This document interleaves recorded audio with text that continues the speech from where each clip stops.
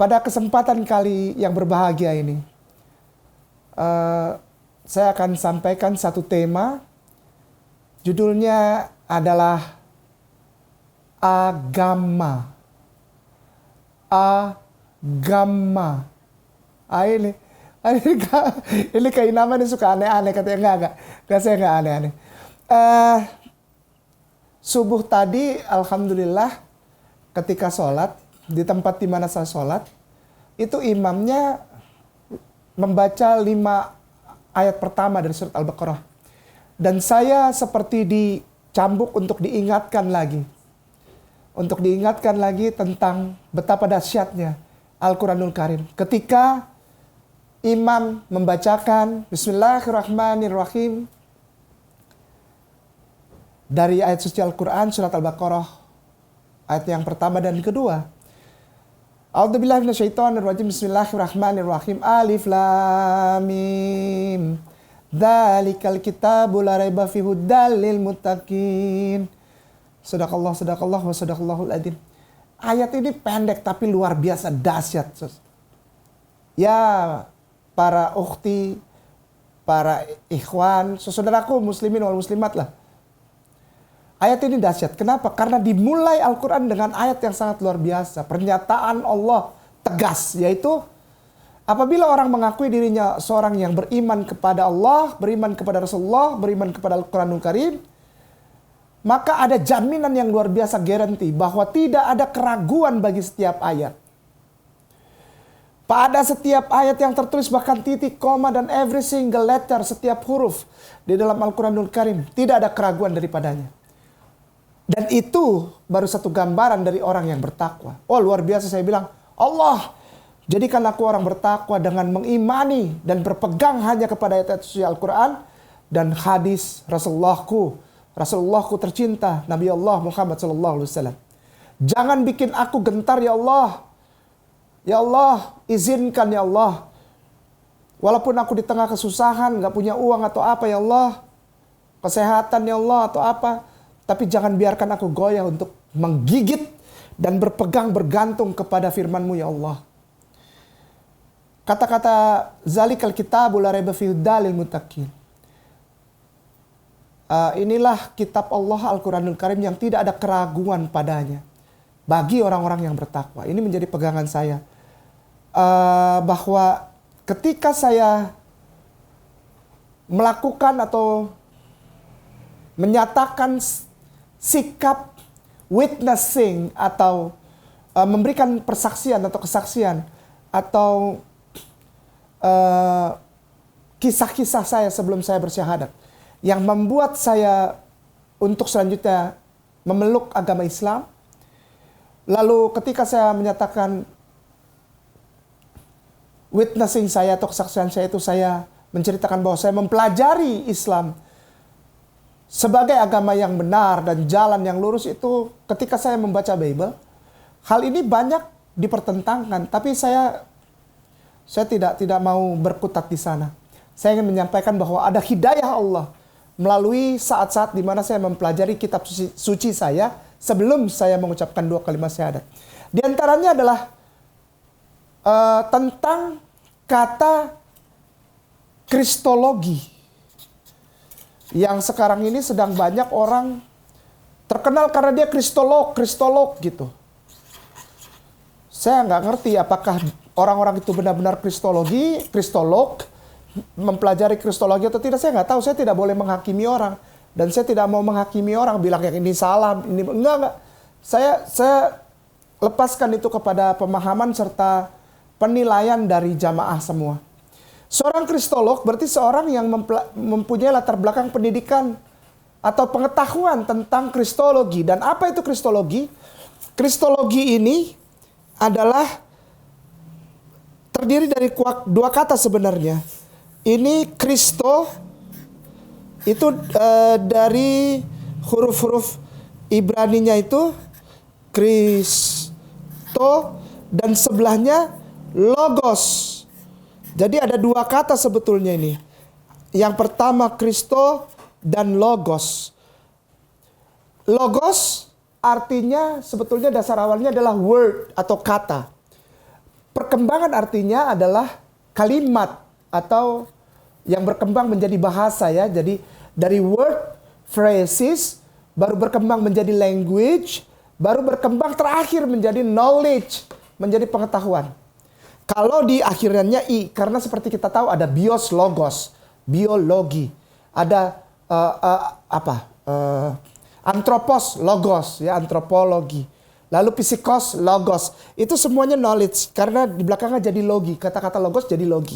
Itu pengetahuan. Jadi kita bisa bilang di sini bahwa kenapa tema yang saya angkat adalah A strip gamma atau agama. Karena kita melihat begini. Ada seperti salah persepsi.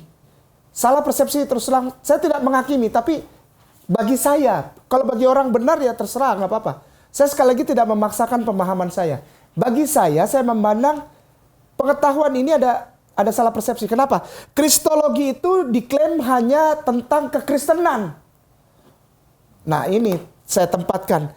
Kristologi ini bukan tentang kekristenan sebetulnya. Maaf ya, jangan marah. Kristos dan logos. Logos artinya ilmu pengetahuan. Ini sudah jelas. Ya, logos ini artinya knowledge, ilmu pengetahuan. Masalahnya knowledge tentang apa? Kalau bios logos, biologi, knowledge tentang makhluk hidup. Dan logi-logi yang lainnya ya. Dan logi-logi yang lainnya tentang yang bersangkutan dengan itu. Nah, yang bersangkutan dengan kristologi atau Kristos logos ini adalah logos pengetahuan atau logi pengetahuan tentang Kristos. Bukan tentang Kristen. Nah, ini yang saya mau bahas. Kenapa saya bilang seringkali kita di Indonesia ini, maaf ya, kalau buat saya, buat orang lain kalau tidak sependapat ya nggak apa-apa. Ini cuma pemaparan saya aja. Belajar dari kesaksian saya dan witnessing saya tentang saat-saat di mana saya belum mengucapkan 2 kalimat syahadat. Di dalam kehidupan agama yang penuh toleransi dan keberagaman, beragam, berwarna di Republik Indonesia ini, orang seringkali salah. Tentang kristologi ini salah pendapatnya. Kristologi adalah ilmu pengetahuan tentang Kristos. Nah, Kristos ini langsung diklaim Kristen atau apa. Jadi kita nggak bisa belajar apa-apa gitu.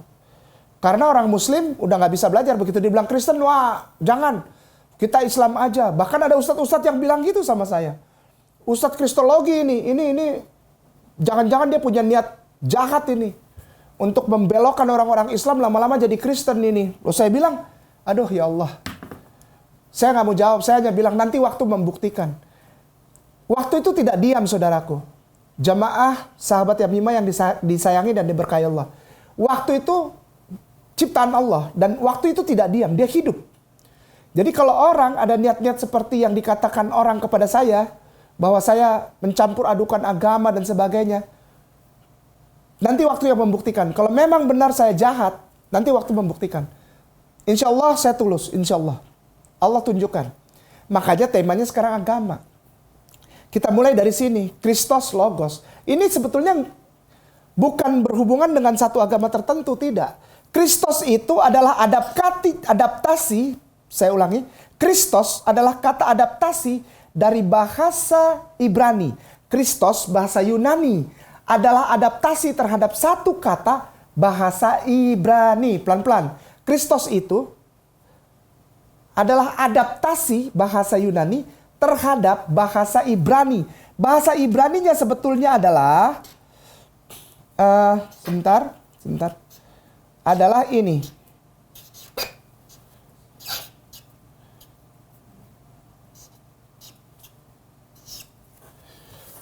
Ini, saya tulis ini huruf Ibraninya nih. Kalau huruf Ibrani berbeda dengan Yunani. Yunani itu sama seperti huruf Romawi begini, bacanya dari kiri ke kanan. Kalau Ibrani itu tidak, dari kanan ke kiri. Dibaca ini nih, Ha-Mesiah. Kata Kristos ini adalah adaptasi kata yang sepadan oleh orang-orang Yunani terhadap satu kata bahasa Ibrani. Saya pelan-pelan ya. Ha-Mesiah. H-nya ini dibaca ini hurufnya dari kanan ke kiri. Ha-Mesiah. H-nya itu adalah the. Partikel. Untuk menyambung dua kata. H. Dalam bahasa Inggris disebut partikel. Tidak ada artinya. Mesiah itu Maseh. Jadi sebetulnya ini, kalau untuk kaum muslimin muslimat, itu artinya dalam bahasa Arab itu Al-Masih. Al-Masihu. Han-Mesiah sama dengan Al-Masih. Mesiah kata orang Inggris bilang. Mesias. Al-Masih. Kristus itu dari situ. Jadi ilmu atau logos atau logi tentang Kristus adalah ilmu atau pengetahuan tentang Mesias. Al-Masihu. Tentang Mesiah, tentang Mesias. Tentang Al-Masih. Nah, yang kita harus cari lagi, supaya kita nggak ngawur kemana-mana ya. Kita nggak ngawur kemana-mana, kita nggak ngaco. Arti dari kata Mesiah. Tolong ketik di Google saja, para ustadz dan ustazah. Para saudaraku muslimin muslimat, kalau ada saudaraku Kristen dan Katolik yang menonton, mari ikuti. Jangan bilang kayak nama menyerang. Enggak, kayak nama nggak menyerang kok. Kayak nama cuma buka saja. Mesiah itu ketik Christ atau the meaning of Christ atau Mesias ke Google aja deh, yang nggak susah. Mesias itu artinya apa sih Mesias? Boleh dilihat di Wikipedia atau apa terserah. Mesias itu Anda akan menemui judulnya Mesias itu apabila dicari arti the meaning of Christ atau the meaning of word Christ atau arti kata Mesias, maka yang timbul adalah begini. Ya. The anointed one. Artinya adalah seorang yang diurapi, bukan sayur urap.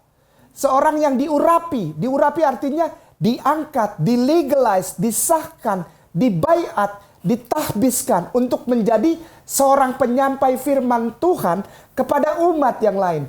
A person, creation. Ya, spread out the news from creator to other creations. Ada orang yang dipilih Allah, dipilih Tuhan untuk menjadi penyampai pesan Allah kepada orang yang lain. Itu. Nah, ini disebutnya dalam bahasa Inggrisnya prophet. Bahasa Yunaninya apostesilas. Artinya nabi. Jadi kristologi adalah ilmu pengetahuan tentang nabi. Tidak ada hubungannya dengan kekristenan. Tidak ada. Maka itu saya bilang, agama. Larinya kemana? Karena klaimnya banyak. Ini milik agama Kristen. Oh, si Kainama ini ngomongin agama Kristen. Enggak. Saya nggak ngomongin agama Kristen. Nah, dari sinilah lahir kata, hubungannya dengan kata yang tadi tema untuk kita, untuk episode ini. Agama adalah bahasa Sanskerta. A artinya tidak. Gama artinya kacau. Jadi agama sebetulnya bukanlah din, bukanlah religion. Agama itu bahasa Sanskerta artinya bahwa orang-orang yang menyembah kekuatan yang namanya Tuhan, itu hidupnya teratur, tata ibadahnya teratur, tidak acak-acakan, tidak kacau balau, teratur semuanya. Agama mengatur orang agar tidak kacau balau. Itu dipadankan kepada kata religion. Religion itu dari bahasa Latin. Religare. Artinya kembali, mengikatkan lagi kita, hubungan kita dengan rantai kepada yang tak nampak itu. Pencipta yang tak nampak, yang luar biasa.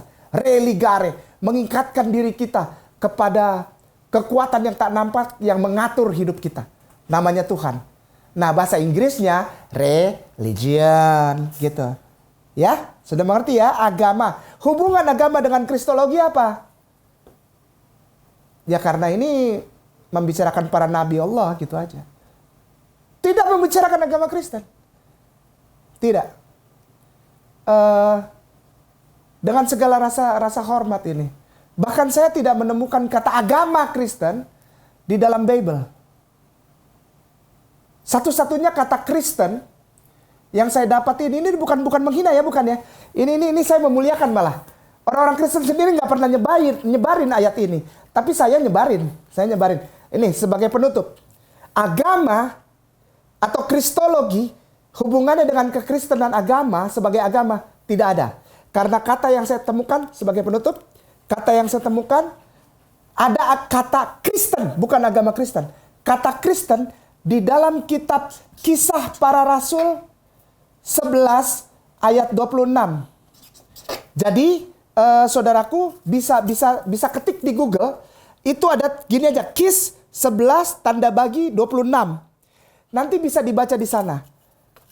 Kata Kristen di sana dipakai bukan sebagai sebutan agama. Mohon maaf, jangan marah. Mohon maaf. Ini kesaksianku, pengalamanku dulu belajar. Kata Kristen tidak pernah dipakai sebagai kata nama agama. Kata Kristen dipakai sebagai kata penghinaan kepada orang-orang yang disebut sebagai Kristen. Kristen diambil dari kata Kristos atau Kristus atau Hamasiah atau Mesayah atau Mesias atau Nabi. And Kristen, pengikut Nabi. Mereka dihina. Itu orang Kristen, itu orang Kristen. Oleh siapa? Oleh orang-orang penduduk Roma, para sivil, para citizen Roma yang hidup di kota Antioquia pada tahun kurang lebih 45 Masehi. Mereka menghina orang-orang yang menyembah hanya satu Tuhan karena mereka punya banyak Tuhan. Kitab Kisah Para Rasul pasal 11 ayat 26. Dan di Antioquia lah pertama kali mereka disebut Kristen. Tidak ada agama Kristen. Itu sebutan.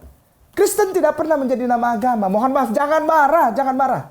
Ini kesaksianku ya. Jangan dibikin untuk perdebatan ya. Saudaraku Kristen Katolik, jangan didebat. Udah ini aku aja lah. Aku membaca bahwa Kisah Para Rasul pasal 11 ayat 26 menuliskan. Nanti bisa ditampilkan di sini. Kisah Para Rasul pasal 11 ayat 26. Dan di Antioquia lah untuk pertama kalinya mereka disebut. Bukan Allah yang bikin agama Kristen. Itu sebutan dari orang-orang yang tidak mengikuti ajaran Nabi kepada orang-orang yang mengikuti ajaran Nabi. Disebut Kristen. Kristen artinya pengikut Nabi, pengikut Mesias. Saudaraku, tema kita hari ini, agama. Jangan kacau ya, kalau antum beragama. Saudaraku, mungkin ada Kristen dan Katolik yang nonton ini. Kalau antum beragama, Anda jangan kacau, jangan apa-apa langsung marah ya, langsung maki-maki kayak nama, langsung serang ini sahabat Yamima punya channel YouTube ya, jangan ya. Karena antum kan beragama. Beragama artinya tidak kacau ya. Nah, insya Allah aku sampaikan kesaksianku yang tidak kacau. Urut semua ya. Kristologi bukan hanya klaim orang saudaraku di Republik Indonesia yang disayangi dan diberkahi Allah ini yang beragama Kristen atau Katolik saja, tidak. Kristologi artinya logos, pengetahuan tentang Nabi. Barakallahu fikum, billahi taufiq wal hidayah. Wassalamualaikum warahmatullahi wabarakatuh.